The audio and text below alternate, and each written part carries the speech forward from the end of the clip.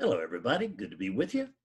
So this video really is to help you confront something that I call spiritual guilt. And what I mean by spiritual guilt is it's that little voice in your head that's constantly saying, you're not doing this enough, you're not doing this right, you should be doing more, you should be reading more, you should be meditating more, you should be concentrating more, you should be going to sun more, whatever it is. You should be doing more and you should be doing better. And it's basically the same voice that's there in the rest of our lives too, but in the spiritual life, it can be pretty debilitating, because what it will do is we'll grow frustrated with that and we may actually end up doing less. So, and that would just, either way, it's just conditioning. But I want to show you something where if you're alert, then you can do on a regular basis. It takes almost no time, and it will help you to clear at that moment. And collectively, I'm going to have an effect there too, but I don't really like to give practices for collectively for duration's sake. I like to do it for what's going to help you right now. So that's what we're going to really approach here. So it's just noticing what you really are. Like cutting through all the noise and all the disturbances and the coronavirus and the bills and everything else. And you can do so without any real trouble. So we'll do an experiential thing together first, and then after we do the experiential thing, then I'll show you the quick thing that you can do during the day. So let's just close our eyes. Let's get comfortable. If the body wants to get comfortable, if it doesn't, it can stay tense as a rod, whatever it wants to do.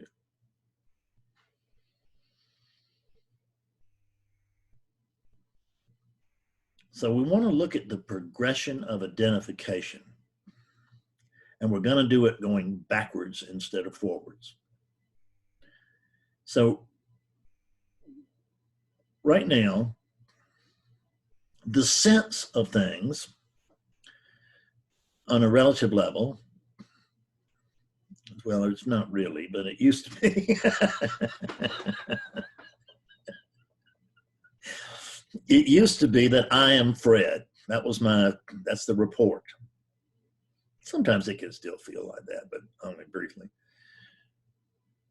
So just notice that you feel like that name, that body, if you do. If you don't, still notice that name and that body, and notice you don't feel like that. But we start out from this place of, I am Fred. I am this singular human being living in space and time.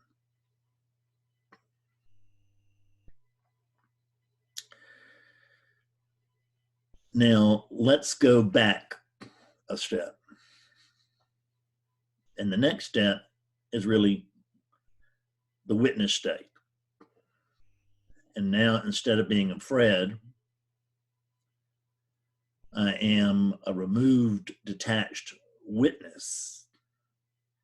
And I am witnessing Fred.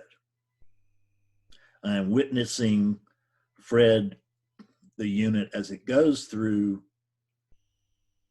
its movie, but it feels more like my movie than its movie, right? It's still my movie, but there's some part of me that's detached and able to watch my movie as I go through my movie. But there's still an I present. It's less demanding, less central. Because that's what we're looking at, is that when we look at that first stage, I am Fred, there's very much a center there. Because everything in the world points to the fact that you are the center of everything. And It's not even vain, it's just the way that vision and even hearing, our senses present things, is that we are in the center. So as I am Fred, I am a center. I am the witness of Fred. That is quite a bit more detached. And I notice that there'll be less suffering there. It can still be joy, but there'll be less suffering. But there'll still be suffering. So notice the witness state. And then let's go back a step. Now what I'm stating is I am. I'm no longer stating that I am a Fred or I am a witness to Fred. I'm just stating I am. Feel that. This would be what they call the much ballyhooed I am state.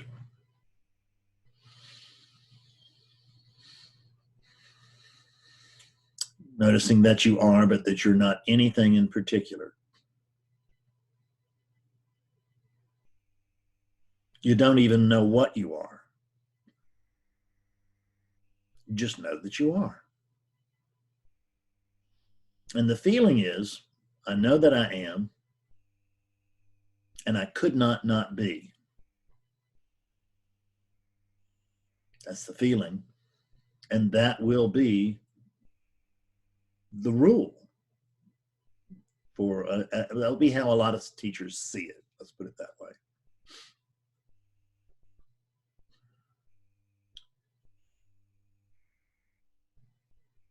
So I am.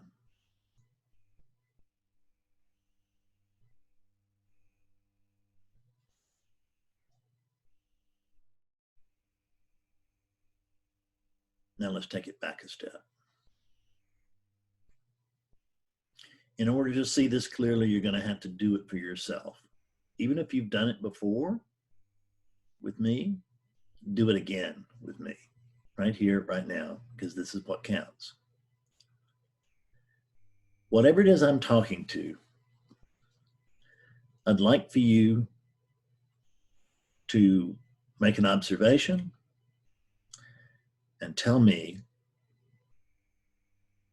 which is more true for you.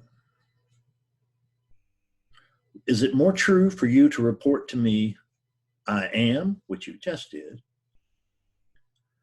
Or is it more truthful for you to tell me there's a sense of being? Which feels more true?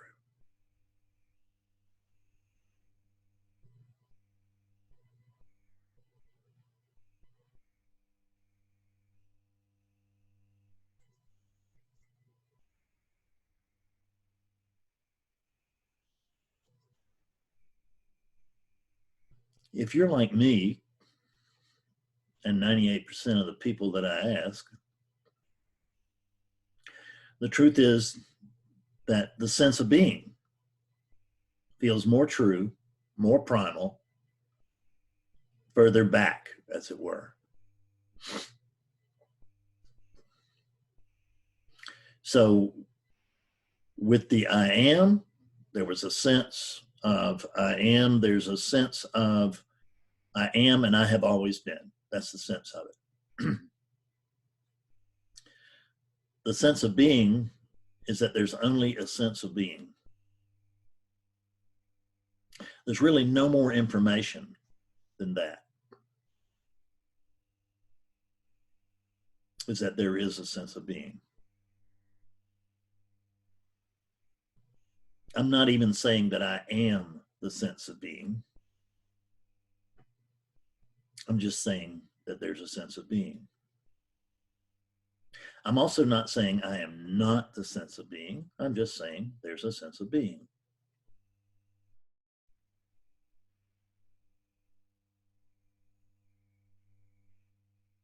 So the strong, very strong implication here is that there is, I can see my little dog is going to join us. Willie, hush.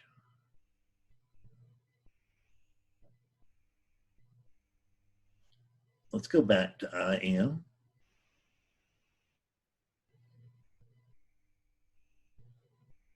There's just this sense. There's actually, we call it a knowing. We call it a knowing that I am. And I understand that it's not untrue. It's not unskillful. It may just not be as true as it could be. I am here. I have always been here. I could not be here. That's the feeling.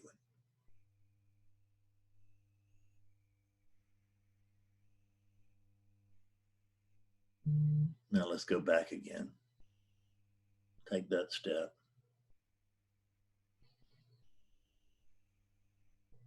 Check to see which is more primal, which would be more true for you to report. I am, or there's a sense of being.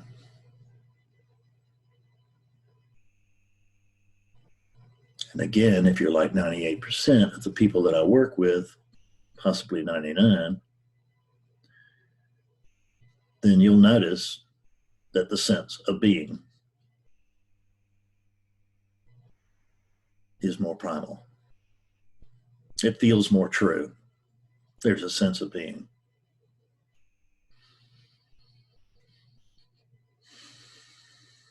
There's not a sense of being anything. There's certainly no sense of being anyone. There's not a sense of being anywhere.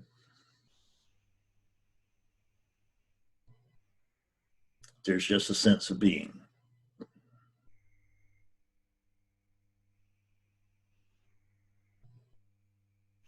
Now notice that the sense of being is not a statement that you are. It's not the statement I am. And it's not the statement I am not. It is simply a statement, straightforward, no other information. There is a sense of being.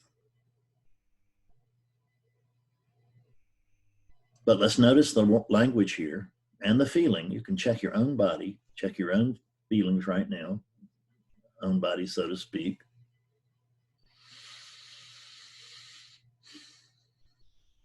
Is that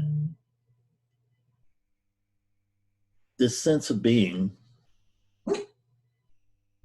is actually not a constant.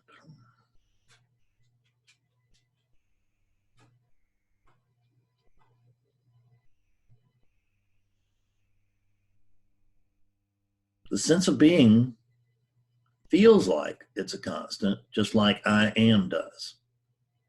It feels like there's a sense of being, and it could not exist. But there's no statement that the sense of being is mine. There's just a sense of being.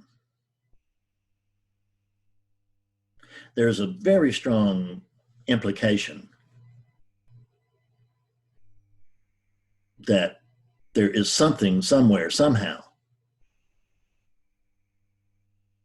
that has this sense of being, that it belongs to something, that there is an owner to this sense of being somewhere. Check.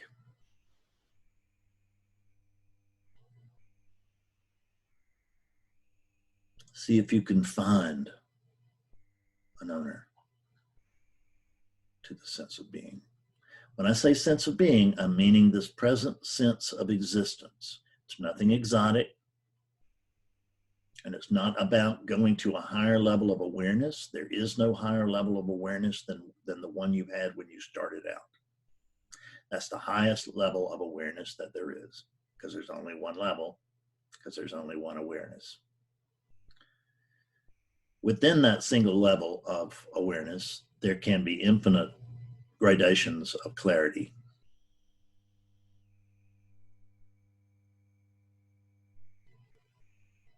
But that awakeness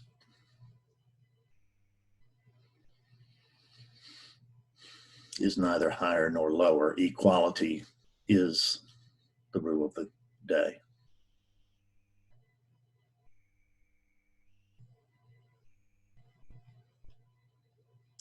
So now let's look at something. There's the sense that the sense of being has always been here. It's eternal. You can't find any boundary to it. Let's try. Can you find a boundary to the sense of being? Can you find a boundary to this sense of existence right now?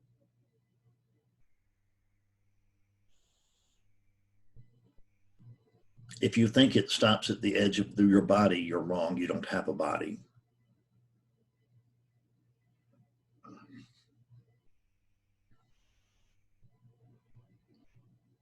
There are billions of bodies within you, and there is no body and no thing outside of you.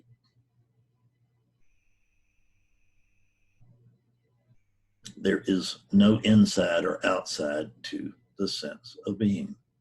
There's just a sense of being.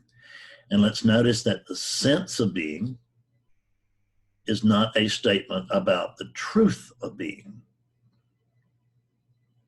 It's not saying, I am. Nor is it saying, I am not.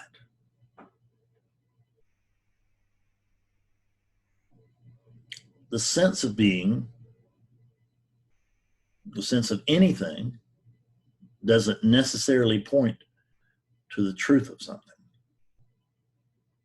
It only points to an experience of.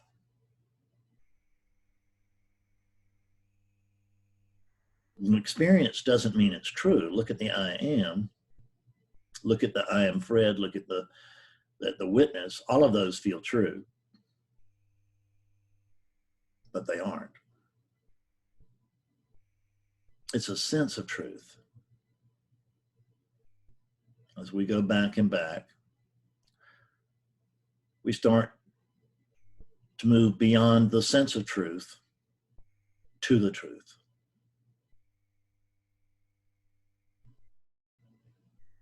Notice that although the sense of being feels eternal and infinite, notice that it may be infinite, but it's not eternal. And it's really not infinite. It sort of is, and it sort of isn't would be a much better way to put that. I'll be less tricky in just a minute.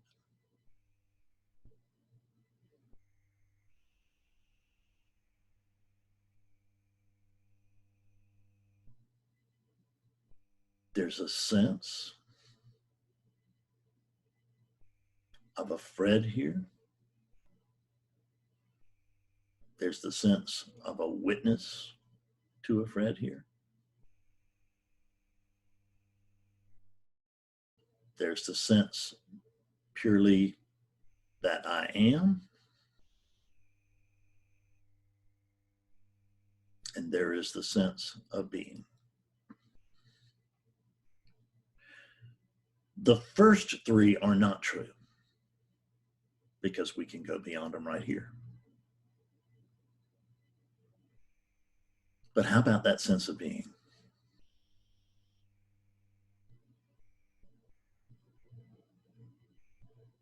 We can't actually prove, it's not the same thing as saying, I am being, is it? Or there is being. No, it's not. There's a sense of it. There's a feeling of it. There's an experience of it. But look at virtual reality. There's an experience of a whole different world, different colors, different shapes, different people, whatever they want to make you feel like you're in. That's an experience, but it's not the same thing as the truth. Because you may think you're out there fighting aliens, but I can just see a fool on the couch moving his arms around.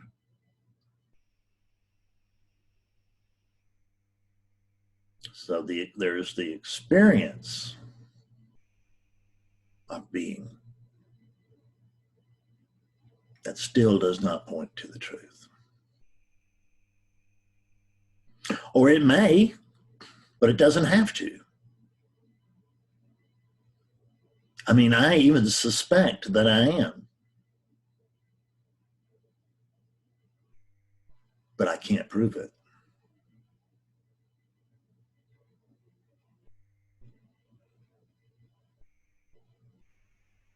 Now, it seems like there must be something over here that has that sense of being,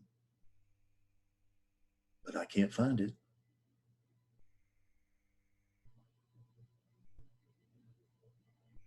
Can you?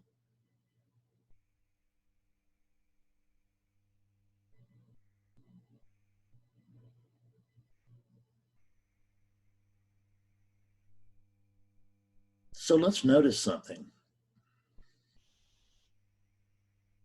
What do you remember prior to the birth of that unit? I don't remember anything prior to the birth of Fred. Nothing whatsoever.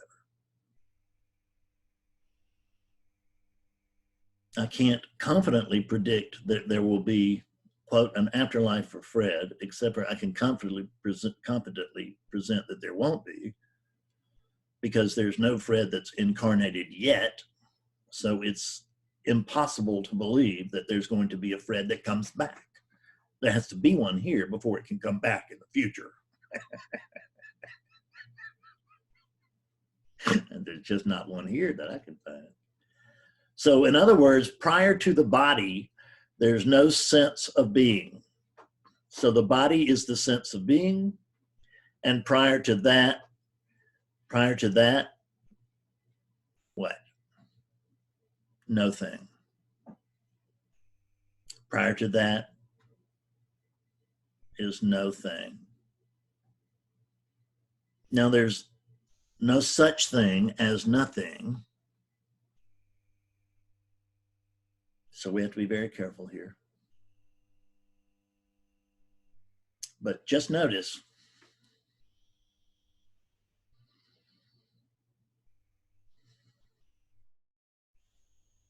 that when we talk like this, there's a feeling.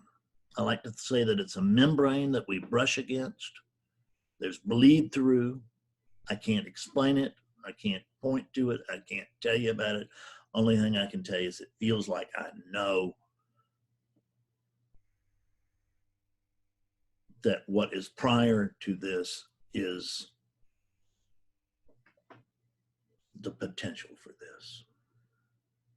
What's prior to the sense of being is the potential for it. And I can't touch that. I can't tell you about it. I can't describe it. I can't measure it. I can't do anything with it.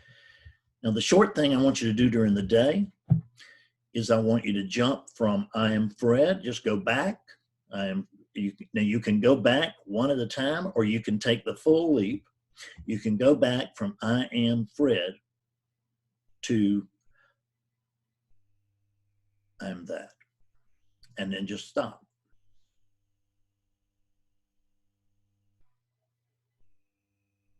And whatever's going on when you stop,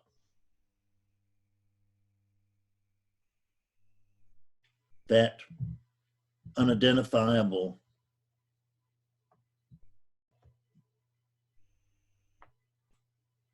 I can't go any further. That's what you are. You can jump from who you think you are to who you are in seconds. Do it for 30 seconds, do it for 10 seconds, do it for 10 minutes. It makes no difference. You can't stay on it for 10 minutes. You'll have to come back and back and back because there's nothing to stay on.